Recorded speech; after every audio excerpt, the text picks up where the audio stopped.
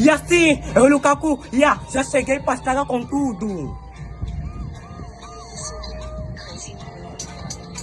E eu quero expressar meus sentimentos, nunca desisti, tô sempre à luta, um pouco já tá vista medo, não tenho medo de nada, sou filho de Deus com barriga vazia, nós estamos a bombar, vindo um gueto muito perturbado, em que na rua mais velho, se falta respeito com criança, já não é entendimento, cortamos laços familiares através de comida, aqui no gueto nós estamos a viver assim, tive que aprender a me virar como os 14 anos, porque a velha já não tava comigo para me orientar, deixei de estudar para entrar na veia, bater muito raço, aqui se você não se vira, aqui você cai, não pensa que eu não tenho olho no dinheiro, eu tenho olho no dinheiro, nunca desprezo teu amigo, porque um dia ele pode te ajudar e eu vou deixar cair todos comigo, já ninguém se mete, se meteste com o demônio, agora vais ter que ter problemas